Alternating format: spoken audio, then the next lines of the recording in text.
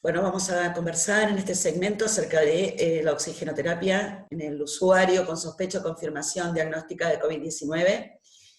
La oxigenoterapia, ustedes saben que es uno de los tratamientos iniciales, ni bien, digamos, se comienzan con los síntomas de sospecha, ya que está manifestada por aumento de la dificultad para respirar y de saturación en una de sus primeras etapas de síntomas. Entonces, probablemente la mayoría de los pacientes que tengamos que atender en cualquiera de nuestros medios, esto va dirigido no solamente a enfermeros que se desempeñen en unidades de cuidados intensivos, sino también a enfermeros que se desempeñen en internación, en unidades de atención primaria, en ambulancias, etc. Más que nada para compartir algunas pautas de cuidados que tenemos que tener en cuenta en digamos, una situación que es nueva para todos, pero que sin embargo hay algunas recomendaciones que son muy claras y que a la luz de lo que ocurrió en Europa y en Asia, la experiencia que se pudieron compartir desde aquellos países, la pretensión es que estemos mejor preparados y que podamos efectuar cuidados seguros, no solamente para el paciente, sino por nosotros mismos. Entonces, en primer lugar, la cuestión, lo que ustedes siempre tienen que tener en la cabeza es que primero me cuido yo con todos mis elementos de protección personal, que no existe una urgencia que impida que yo tenga que estar correctamente vestido antes de entrar en la zona paciente. Entonces, bueno, dentro de lo que es el algoritmo de atención que se adoptó a través del Ministerio de Salud de la Nación, ISATI, fíjense que la oxigenoterapia es uno de los primeros pasos. La oxigenoterapia, el oxígeno suplementario, entonces aquellos pacientes con insuficiencia respiratoria, documentado o no, pero con un aumento de la demanda ventilatoria, de saturación, una hipoxemia esté documentada por saturometría o por el medio que habitualmente se utilice clínico, es, digamos, el objetivo es lograr una saturación de oxígeno mayor de 90%. Por lo tanto, la mayoría de nuestros pacientes moderados y graves van a necesitar soporte de oxígeno. El abordaje de la insuficiencia respiratoria, fíjense que uno normalmente piensa en que uno va administrando oxígeno por distintas interfaces, distintos dispositivos que van de una menor concentración a una mayor concentración. Aquí, como es una cuestión de cuidado, sí que hay que tener particular precaución en evitar los mecanismos o los métodos que produzcan aerosolización. Vamos a utilizar algunos cuidados particulares y especiales y no vamos a ser tan lineales en cuanto a primero la cánula, después una máscara con poco flujo, una de mayor FiO2 y aumentar la dosis de oxígeno gradualmente. Sino que lo que se recomienda es ser lo más expeditivo y lo más cuidadoso posible en esta evaluación de la situación. Entonces, todo aquel paciente con una demanda ventilatoria aumentada de saturación por debajo del 90% documentada, lo primero que se recomienda son las máscaras de tipo Venturi, que la mayoría de ustedes estarán acostumbrados a manejar, ahora vamos a ver un poquito más detalle, o cánula nasal. Esto en todos los casos leves, y siempre y cuando se coloque un barbijo encima de estos dispositivos, un barbijo quirúrgico. O sea, el paciente va a estar con una cánula nasal y un barbijo quirúrgico encima. ¿Esto para qué es? Recuerden que siempre vamos a tratar de evitar lo que son las aerosolizaciones, o sea, que el paciente pueda desprender partículas al aire por medio de las gotitas de flujo. Siguiendo con esta secuencia, recuerden que la ventilación no invasiva, que es un estándar de cuidado, no tiene un buen nivel de recomendación, por esto del riesgo de aerosolización. Lo mismo para las cánulas de alto flujo. No están recomendadas por riesgo para el personal de salud, así que vamos a tratar de evitarlas. Vamos a ir avanzando a medida que vayamos describiendo los distintos dispositivos. Esto es especialmente para aquellos colegas que tengan que desempeñarse en situaciones de riesgo y que no estén habituados a manejarlos, ¿sí? Siempre el aislamiento de la vía aérea a través de una intubación orotraqueal debería de ser precoz.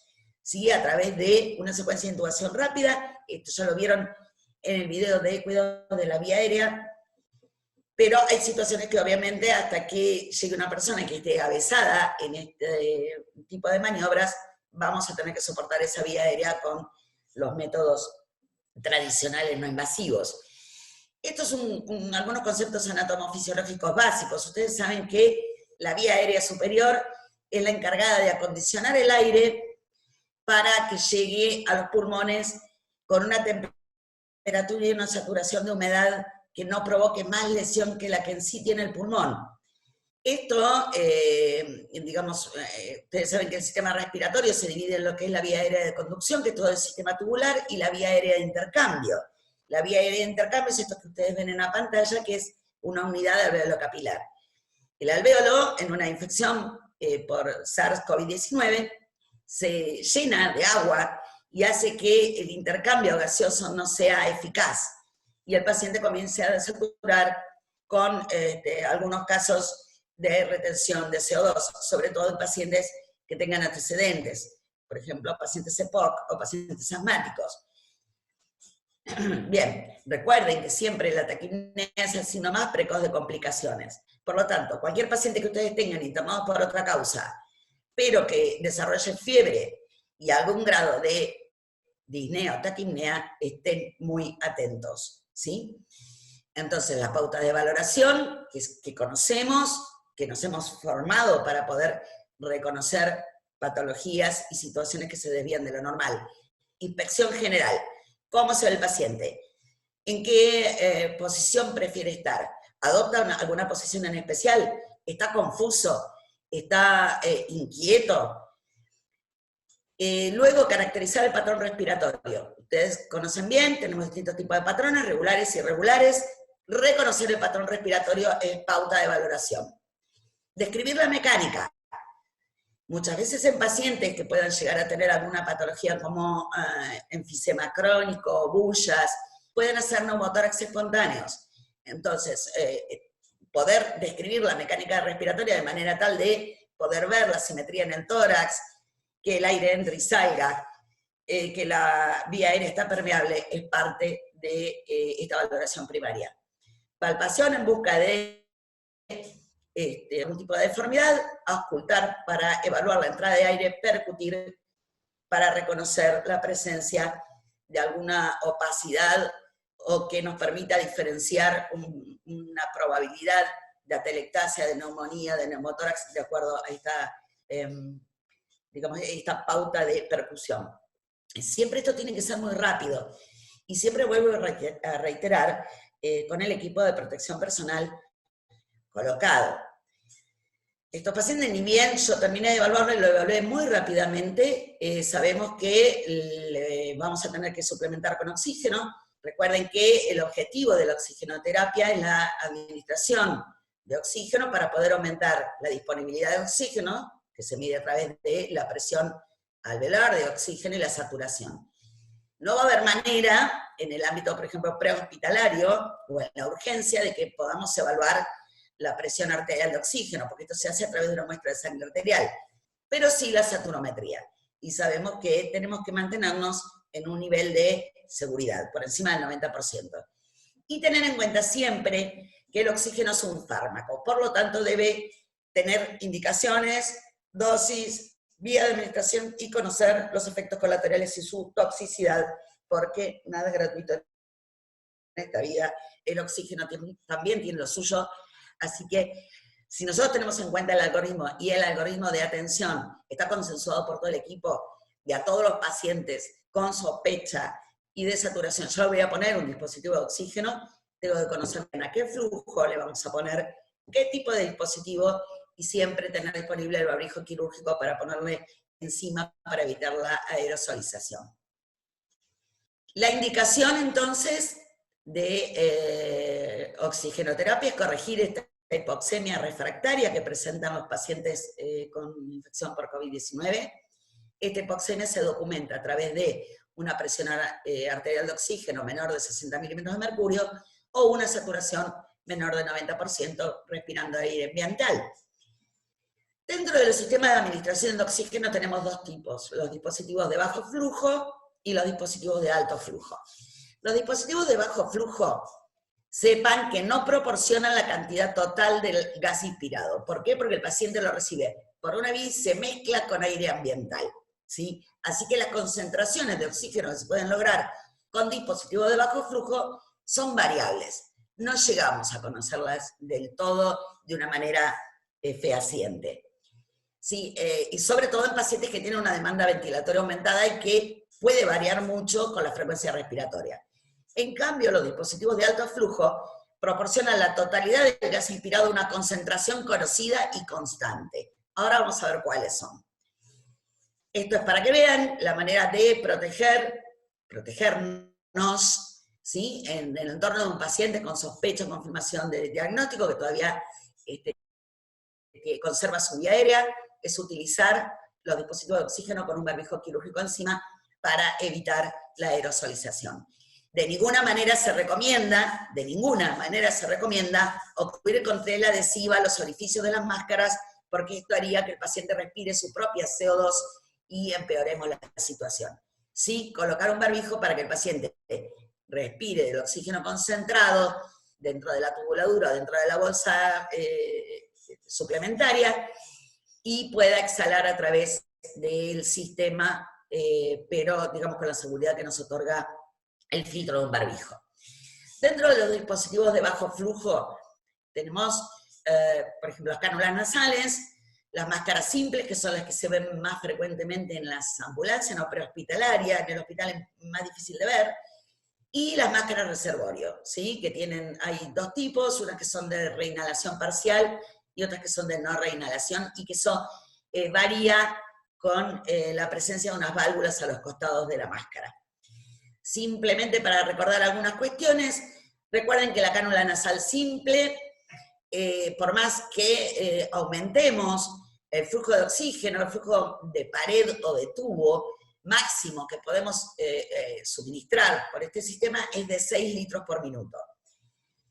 Más de 6 litros por minuto lo único que va a hacer es provocar disconfort y no va a mejorar la saturometría, ¿sí? Siempre por debajo de los 6 litros. Si el paciente está con la frecuencia respiratoria aumentada, a medida que aumenta la frecuencia respiratoria o la ventilación minuto, que es la resultante de multiplicar frecuencia por volumen respiratorio,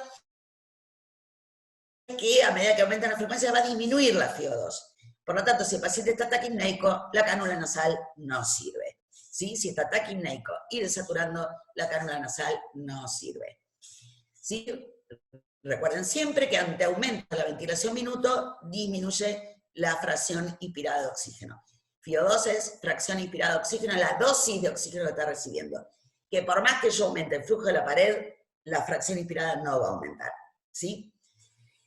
Por lo tanto, como el paciente puede mezclar un poco lo que respira por la nariz con lo que respira por la boca y el reservorio que tiene la cánula nasal en sí, es muy difícil conocer la dosis exacta de oxígeno que uno está administrando, porque es variable. Entonces, contraindicada en pacientes con demanda ventilatoria alta. La máscara simple, que decíamos que son dispositivos que están frecuentemente en los medios prehospitalarios, ¿sí? Son transparentes, cubren la nariz, el mentón y la boca del paciente, y tiene unos agujeritos a los costados, que es lo que permite salir el aire expirado. No los tapen con cinta, el barbijo encima, ¿sí? Un barbijo quirúrgico. Son muy económicas, pueden aportar una fracción inspirada de oxígeno hasta del 60%, pero también es bastante incierto, y también depende de la demanda ventilatoria del paciente, ¿sí? Las máscaras reservorio, les decía, hay de dos tipos. Hay unas que tienen perforaciones a los costados y hay otras que tienen una valvulita, que esta válvula lo que hace es despegarse cuando el paciente exhala para dejar escapar el aire expirado, y que mientras tanto el paciente, esta bolsa siempre debe estar llena, colapsada no sirve. El flujo de pared que requieren estas máscaras son más o menos de 10 litros por minuto. ¿Sí? Las máscaras de reinhalación parcial otorgan una FiO2 entre 60 y el 70%. Las máscaras de no reinhalación suministran una fracción inspirada de oxígeno mayor del 70%, pero que también va a depender de la demanda ventilatoria del paciente. Bien, dentro de los dispositivos de alto flujo, que parecen ser que estarían entre los más indicados para este tipo de situaciones, porque son los que nos permiten predecir una dosis de oxígeno adecuada para el paciente, tenemos estos sistemas, lo que son las máscaras Venturi, que tienen piquitos de colores con la FiO2 que va a requerir en cada situación, está la dosis de oxígeno determinada por el color del pico, que tiene que tener un corrugado que le haga de concentrador de oxígeno. Sin el corrugado no sirve, el pico puesto directo no sirve. Ese es un sistema. Las cánulas nasales de alto flujo, los sistemas de CPAP o de presión continua o binivelada y la ventilación mecánica. Estos son dispositivos de alto flujo. Bien, recuerden que los dispositivos de alto flujo, el flujo de gas es lo suficiente como para cubrir todos los requerimientos ventilatorios del paciente, ¿sí? Porque la FiO2 se mantiene constante y no es afectada por el patrón ventilatorio ni la frecuencia del paciente. Recuerden que las máscaras Venturi, que son las que van a usar con más frecuencia, los agujeritos que tienen a los costados de la máscara no se ocluyen, las ventanitas que tienen los picos tampoco se ocluyen, porque la ventanita esta es lo que permite la concentración de oxígeno que yo necesito administrar. Si yo lo ocluyo en la ventanita, el paciente respira su propio CO2 y no le estoy administrando la concentración que necesito. Por lo tanto, recuerden siempre el barbijo sobre la máscara. Cada pico, además de predecir la FiO2, tienen en la base, la mayoría están como grabadito acá en la base, el flujo que necesitan de pared para alcanzar esa concentración. O sea, un pico al 28% no requiere el mismo flujo de pared que un pico al 50%. ¿Sí? Este es el abanico de concentración de 24 a 50% en las máscaras Venturi. Siempre y cuando respetemos el flujo de salida. Acá en este cuadro, si ustedes lo van a tener disponible para hacer una captura, fíjense que las concentraciones, el flujo de pared varía de acuerdo a la concentración que se requiera alcanzar. ¿Sí? Bien, dentro de los dispositivos de alto flujo, los métodos de cánula de alto flujo y ventilación no invasiva, si bien cada vez son más frecuentes de ver en las terapias intensivas, no se recomiendan. Hay una recomendación con alto nivel digamos que fuertemente recomendada de que no se utilice ventilación no invasiva o cánula de alto flujo porque produce mucha aerosolización. O sea, de ninguna manera debería retrasarse la intubación en un paciente con insuficiencia ventilatoria tal que con una máscara Venturi no alcance un reservorio, no lo alcance y se piense en una ventilación no invasiva. La ventilación no invasiva, por una cuestión de protección del personal asistente, no debería ser utilizada. Las cánulas de alto flujo trabajan con un flujo muy alto de oxígeno, cerca de los 50 litros por minuto, con una fuente de humidificación y de calentamiento de ese oxígeno. Mucho cuidado, no debería utilizarse, ¿sí? Porque es un riesgo muy alto de aerosolización, y que además las partículas, al tener un flujo tan alto de oxígeno, hacen que las partículas expiratorias vayan mucho más lejos, ¿sí? Así que no deberíamos utilizar dispositivos de alto flujo. Respecto de los sistemas de CPAP y binivelada, las turbinas que se utilizan, sobre todo en domiciliaria, que son unas turbinas de flujo continuo, una sola manguera, no se recomiendan en el ámbito hospitalario, ¿sí? Muchas veces, ante la falta de ventiladores, en algunas unidades hay de estas ventiladores de flujo continuo, pero no se recomiendan por el riesgo de aerosolización. Sí puede llegar a considerarse sistema de ventilación no invasiva en ventiladores con dos ramas, ¿sí? Donde el aire expirado vaya por una rama y sea filtrado antes de salir al exterior. Esto es un punto en el que todos deberíamos estar muy entrenados y generar conciencia. Jamás retrasar implementación de intubación y ventilación mecánica ante fracaso evidente de BNI, porque ya de por sí los pacientes con COVID presentan un distrés ventilatorio tal que ya los hacen malos candidatos para ventilación no invasiva. Por lo tanto, no debería ser utilizada. Recuerden que hay distintos tipos de interfaces que nos podrían llegar a permitir en determinadas circunstancias poder utilizarlos con cierto nivel de confianza. Estos sistemas, fíjense esta máscara, si el sello es bueno y no hay fugas, no habría un mayor problema en utilizarlas, pero siempre con mucho cuidado. Fíjense esta otra que tiene este tipo de pieza, que se llama Whisper o válvula antiahogo, están diseñados para ventiladores de flujo continuo, de una sola rama, por lo tanto el aire expirado sale por esta, es como una válvula que cuando aumenta la presión dentro de la máscara, se abre esta válvula y sale al exterior. Y si tienen de estas máscaras, no las usen, porque esto tapado tampoco sirve, ¿sí? Son estas, fíjense la diferencia, esta es entera para ventilador de doble rama. Continuamos. Fíjense, acá se ve de frente, ¿sí? Esta salida al exterior hace que este dispositivo sea sumamente inseguro y se encuentre totalmente desaconsejado. En el caso de usar dispositivos de ventilación no invasiva hasta que se resuelva la vía aérea, se recomienda utilizar un filtro. Estos filtros son bacterianos y virales, que se deberían colocar a la salida de la rama expiratoria del ventilador al final, pero también uno proximal a la máscara para que el aire expirado pueda ser filtrado. Muchísimo cuidado. O sea, esto es si no hay otra.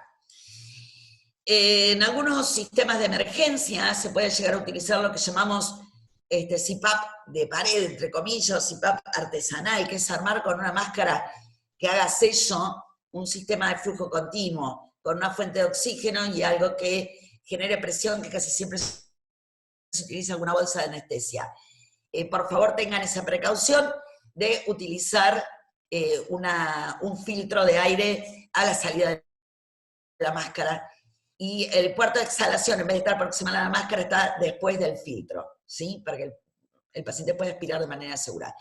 De todas maneras, antes de ponerse a hacer inventos, por favor les pido que se cuiden muchísimo y vayan a métodos seguros, ¿sí?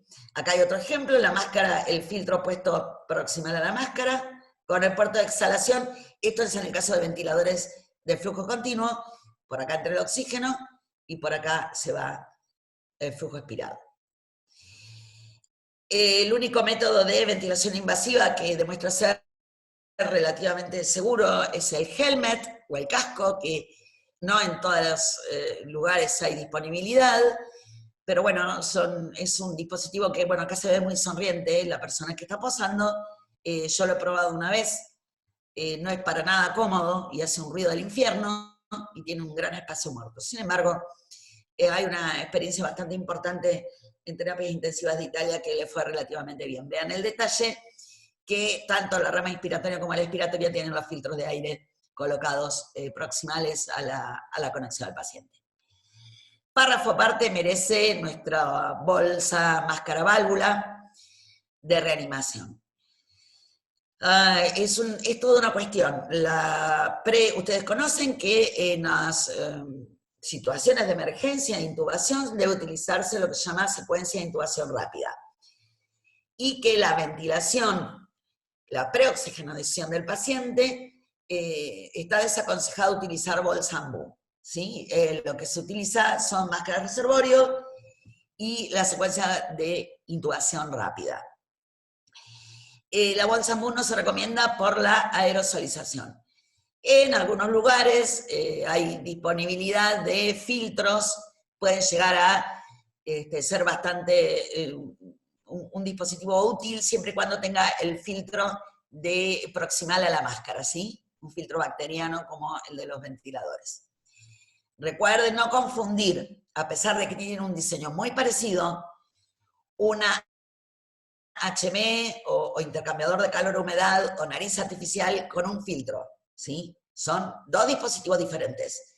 Hay algunas HME que se llaman HME-MEF que tienen filtro. Las estándar no sirven de filtro. Por favor, fíjense muy bien cuáles son los que tienen en sus trabajos, en sus unidades. Respecto de los humidificadores de pared, estos de burbuja grande, tienen una muy baja potencia humidificadora y un altísimo riesgo de contaminación. Estos dispositivos se dejaron de utilizar en los tubos de oxígeno y en los flugímetros de pared en la pandemia del 2009. ¿Sí? Así que si ustedes tienen de esto todavía en sus servicios, es hora que los destierren, porque no sé por qué los fabricantes lo siguen fabricando, lo siguen ofreciendo, pero esto no tiene absolutamente ninguna utilidad. No humidifican porque tiene una burbuja tan grande que la humedad que puede llegar a aportar el oxígeno, nada, se queda en la tubuladora, no llega a la vía aérea inferior. Contraindicación absoluta de sistemas activos de humidificación, tanto humidificadores de cascada como humidificadores de burbuja están por el riesgo de condensación en mangueras y en dispositivos. Siempre la humidificación debería de ser pasiva, o sea, a través de HME. Esto lo vamos a ver con un poquito más de detalle cuando veamos cuidado de la vía aérea avanzada, y tengan en cuenta que en la vía aérea no instrumentada no debe utilizarse ningún mecanismo que contenga agua. Entonces, esto también incluye los nebulizadores. Las nebulizaciones están absolutamente contraindicadas en esta situación de emergencia. En el caso que sea necesario administrar aerosoles, deben utilizarse cámaras espaciadoras para utilizar PAF, ¿sí? No nebulizaciones, sino PAF. El PAF se utilizan cámaras espaciadoras que lo que hace es que la partícula pierda velocidad dentro de la aerocámara y pueda deponer mejor en la vía aérea inferior. De todas maneras, deberían evitarse también los aerosoles, pero en situaciones de broncoespasmo severo y que son necesarias, existen varios modelos. Las colapsables son las mejores para ventilación mecánica, hay que ponerlas en la rama inspiratoria, cerca de la I del paciente. Hay algunas que son fusiformes, como esta que es cilíndrica, y están las colapsables, que son más prácticas. Pero para pacientes que no tienen la vía aérea invadida, se utilizan las espaciadoras, las aerocámaras espaciadoras comunes con su máscara. Pero en lo posible no habría que utilizarlas. Acá hay una colocada, fíjense, ahí está colapsadita, colocada en la rama inspiratoria del paciente. Bueno, con esto finalizamos. Les agradezco mucho la atención. Cuídense muchísimo. Nos vemos en futuros videos. Gracias.